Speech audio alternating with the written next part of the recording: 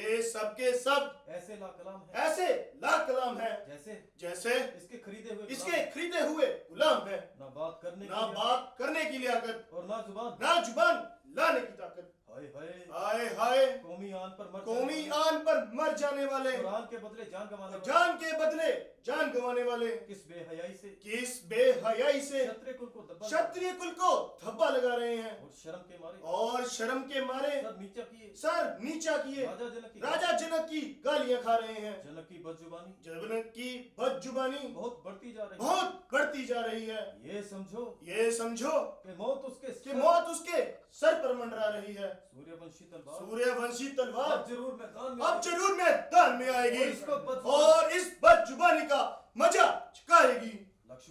लक्ष्मण में अब बर्दाश्त करने की बिल्कुल ताकत नहीं है। सिर्फ आपके हुक्म का इंतजार है और राजा जनक का सर और मेरी तलवार है। पहले इस पुराने धनुष को चकनाचूर चकनाचूर करूंगा और फिर जनक का सर धड़ से दूर करूंगा। मेरे बहादुर भाई, ये तुम्हारा महज ख्याल है, ये तुम्हारा महज ख्याल है। तुम्हें कायर और बुज़दिल कहना भला किसकी मजाल है। कोई तुम्हें ऐसे लफ्ज कहे और रामचंद्र बैठा सुनता रहे। मेरे बहादुर भाई, तुमने धनुष को हाथ तक नहीं लगाया, तुमने धनुष को हाथ तक नहीं लगाया तो तुम्हारी बहादुरी में भला कैसे शक आया।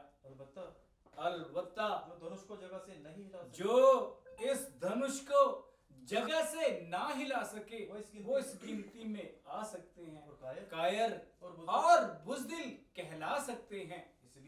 इसलिए तुम्हें कोई ख्याल नहीं करना चाहिए। तुम्हें कोई ख्याल नहीं करना चाहिए। इस समय झगड़ा करना और इस समय झगड़ा करना केवल नादानी है।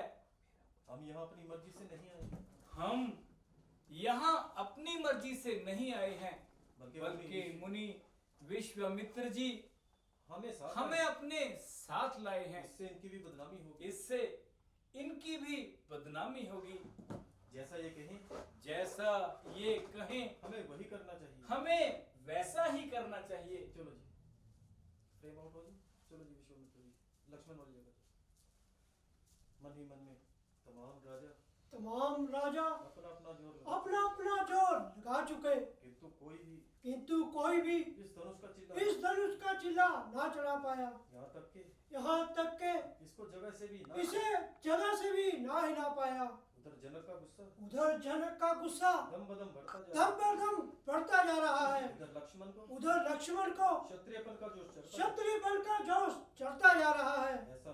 ऐसा ना हो कि कोई खराबी हो जाए फिर उसे संभालना बहुत मुश्किल हो जाए। इसलिए अब स्वयंवर का फैसला कर देना दानाई है। इसमें ढाई है और इसी में दोनों ओर की भलाई है। रघुकुल भूषण अब किस बात का इंतजार है। और तो सब अपना अपना जोर चुका चुके। अब आपकी तुम्हारा वार है। यद्यपि यह कमान बड़ी सख्त है, मगर तुम्हारी परीक्षा का भी लेकिन तुम्हारी परीक्षा का भी यही वक्त है। जाओ अपनी वीरता के जौहर दिखाओ। निस्संदेह तुम्हारी जय होगी और स्वयंवर की शर्त तुम्हारे नाम तय होगी। जो आज्ञा गुरुजी।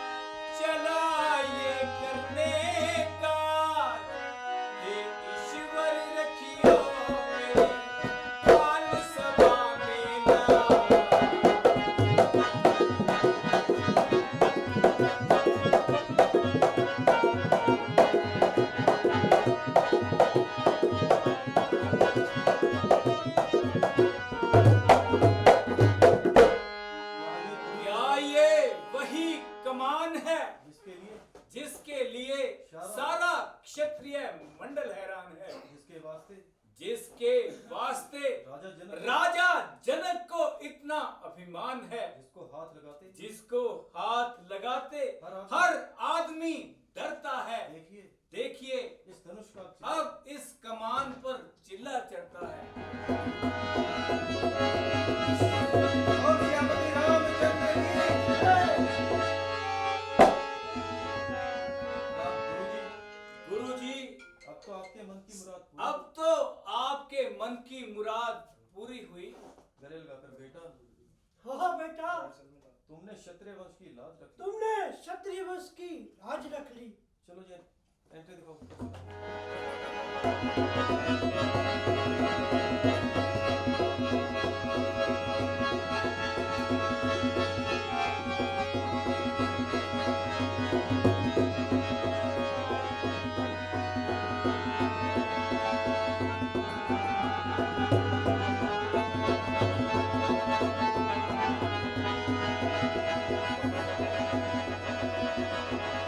मेरे गुरु का धनुष किसने तोड़ा?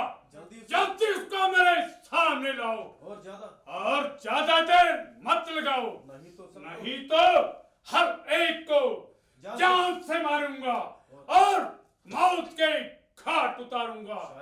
शायद तुम परशुराम को परशुराम के नाम को भूल गए, इसलिए इस कदर भूल गए। महाराज, महाराज, ये कसूर मुझसे हुआ ये कसूर मुझसे हुआ है और मेरे हाथों से और मेरे हाथों से ये बोधा पुराना धनुष ये बोधा पुराना धनुष चकना चूर हुआ है। क्या तुम्हें मौत की परवाह मौत की परवाह ना थी या या जिंदगी जिंदगी की चाह ना थी? राम, बेशक मैं खता बेशक मैं खताबार हूँ, सजा दो सजा दो मुझे, मैं सजाबार हूँ। फरसा दिखाकर अच्छा अच्छा अभी बताता हूँ और और इस हिमाकत का मजा चुकाता हूँ। राम, लक्ष्मण, अजी महाराज, अजी महाराज, क्यों गेंद की तरह क्यों गेंद की तरह उछल रहे हो और बिना बात म्यान म्यान से निकल रहे हो? वो कमान तो बिल्कुल गली सड़ी थी, ना जाने कब से बेकार पड़ी थी, जिसके लिए आप इतना तिल मिला रहे हैं और कैंची की तरह जुबान चला रहे हैं। कभी आंखें दिखाते हो, कभी कभी परसा संभालते हो। अगर कुछ मतलब हो तो तो बयान कीजिए, वरना चुपके से अपनी राह लीजिए। ओ शोक ओ शोक जश्न गुस्ताख, क्यों क्यों चढ़ करता है? शायद तू मेरे कहरों कदम से नहीं डरता है। बड़े बड़े बहादुर मेरे नाम की दुहाई मानते हैं और मेरे सामने से भागते हुए दिखाई देते हैं। मुझे बालक जानकर कुछ नहीं कहता, इसलिए शस्त्र नहीं चलाता। मगर बकरे की माँ कब तक खैर मनाएगी? आखिर तेरी जान मेरे हाथ से जाएगी। महाराज, क्यों बच्चे से नाहक लड़ाई करो? ब्राह्मण हो, कुछ तो समाई करो। ये बच्चा नहीं, जहर की बेल है। समझ रखा इसने मुझे खेल है। किया है गुनाह, मैं गुनाहगार हूँ। सजा दो मुझे, मैं सजाबार हूँ।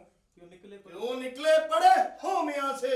मैं हूँ खूब वाकिफ तेरी शान से। ये करता है खुद मौत की जस्तजू। जरा कर तू इसको मेरे रूबरू। वो लक्ष्मण भी कोई तमाशा नहीं, जो डाले मुंह में बताशा नहीं। जरा ठहर, तुझको बताता हूँ मैं, मजा सब कसी का चुकाता हूँ मैं। ये गीदड़ सी बक्की दिखाओ और को, ये फीके से मजे चकाओ और को। शरारत तेरी सांप बतला रही है, मौत तेरे सर पर मंडला रही। महाराज, लक्ष्मण तो नादान है, तुम्हें भी हुआ आज खौफ खान है। वो देखो, मुझे दांत दिखला रहा, शरारत से अब भी है पेश आ रहा।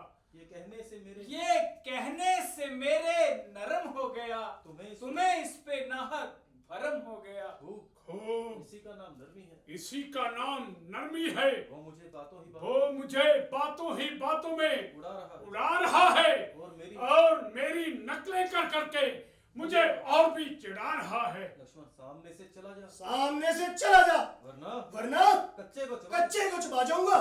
तुम पहले इसको मेरी आंखों के सामने से दूर कर दो, वरना बुरी दुर्गत बनाऊंगा।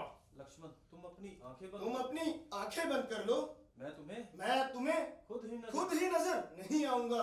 परशुराम तू मुझे मत दिखाई दे, बेहतरी इसी में है कि तेरी आवाज भी मेरे कानों तक सुनाई ना दे। लक्ष्मण महाराज इसका इलाज तो बिल्कुल असल है। तुम अपनी आंखें बंद कर लो और कानों में उंगलियां दे लो। बस तुम्हारे लिए सुनसान ही सुनसान है। गोसाई जी, इस धनुष को मेरे भैया ने जरा ऊंचा उठा लिया था। इनके हाथ से छूटकर ये टूट गया। किसी कारीगर को बुलाकर इसकी मरम्मत करवा लीजिए। अरे मूर्ख बालक, तूने मेरा प्रभाव नहीं सुना। तुझे किसी ने मेरा प्रभाव नहीं सुनाया। किसी ने मेरे परसे के तेज का प्रभाव तुम्हें नहीं सुनाया। तुझे बालक कह चुका, इसलिए नहीं मारता। शास्त्र आज्ञानुसार बच्चे का शीश नहीं उतारता। बालक बूढ़े और स्त्री को मारना पाप है, इसका अंजाम संताप तथा पश्चाताप है। क्या तुमने मुझे महज गोसाई समझ रखा है?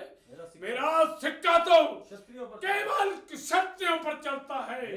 देख, क्षत्रियों का गला घोटने वाला परसा देख, माताओं के कर्म में बच्चों का रक्त चाटने वाला परसा देख। क्षत्रियों के खून से मेरा परसा लाल है। क्षत्रियों का जानी दुश्मनों का काल है। मुझे परसा दिखाते हो, होया पर्वत को फूंक से उड़ाते हो। तू मुझे बालक समझकर कुछ नहीं कहता, तो मैं भी तुझे ब्राह्मण समझकर टाल रहा हूँ और शास्त्र आज्ञा का पालन कर रहा हूँ। देवता, ब्राह्मण, हरिभक्त और गौ पर हमारी वीरता नहीं चलती। मैं इंद्र के वज्र से, शिव के त्रिशूल से, यम के डंडे से, अग्नि से, सूर्य से, चंद्रमा से, वायु से इतना नहीं डरता जितना कि अपमान से। ये डर ना होता तो अभी तुमको दिखा देता, ये बजा तुम्हें अकड़ने का एक पल में चुका देता। ये जोश और परसे का अभी सारा भुला देता। कान में मैं खून की नदियां बहा देता।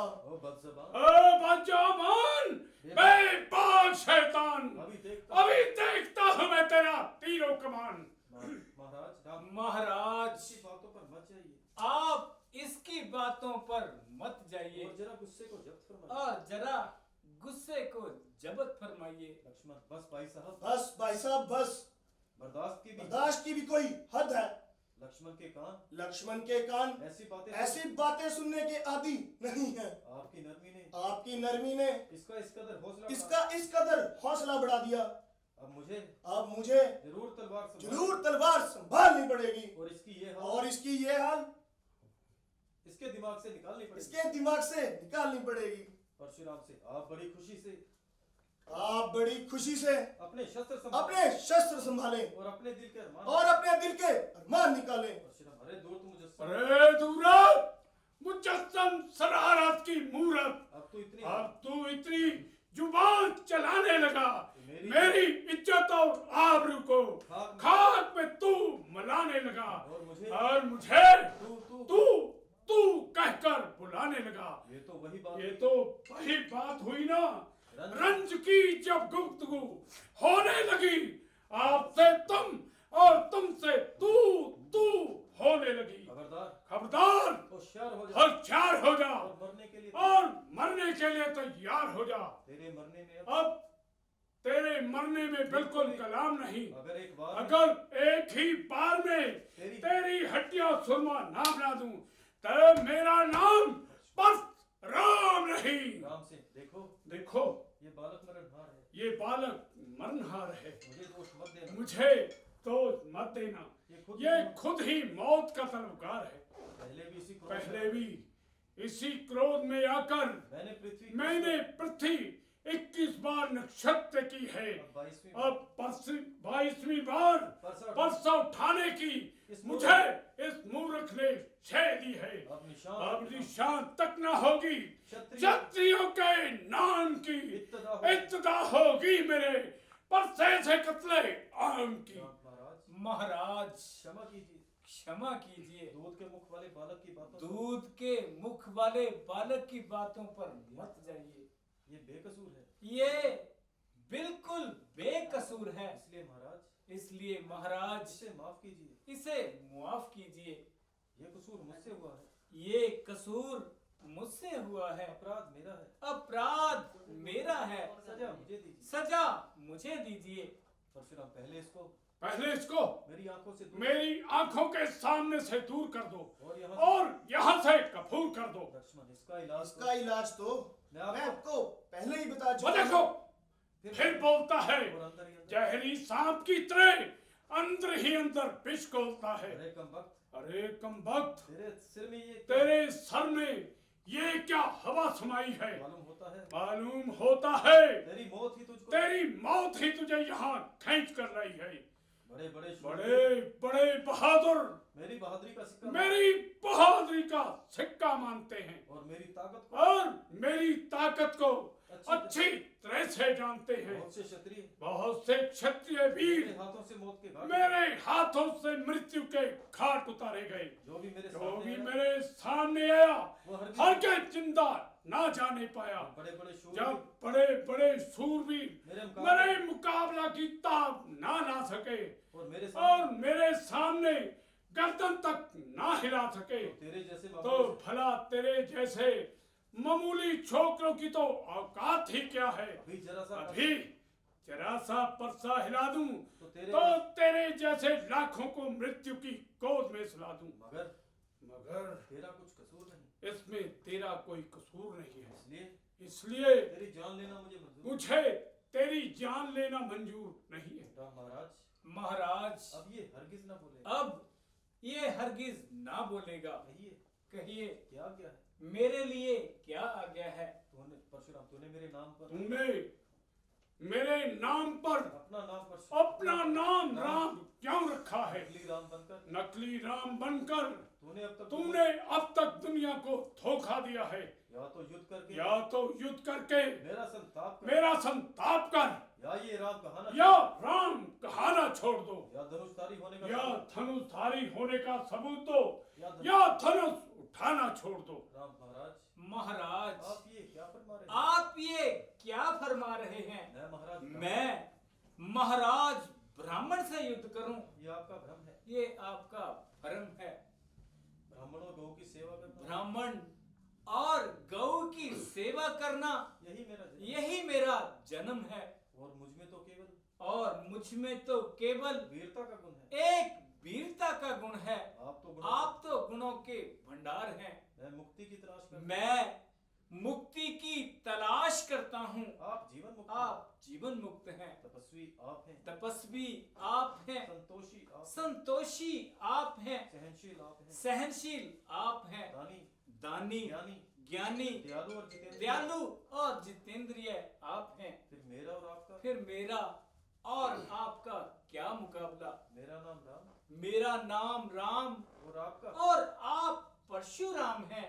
नाम के लिहाज से भी आप मुझसे बड़े हैं।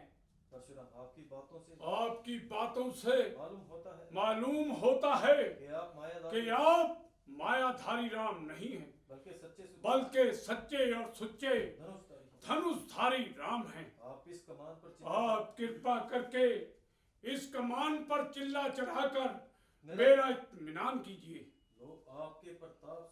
लो आपके प्रताप से यदि गौ ब्राह्मण का सेवक हूँ मैं तन मन से, धनुष खुद ही चढ़ जाएगा झटके में ही। सब तेज मेरे अक्ष का बेकार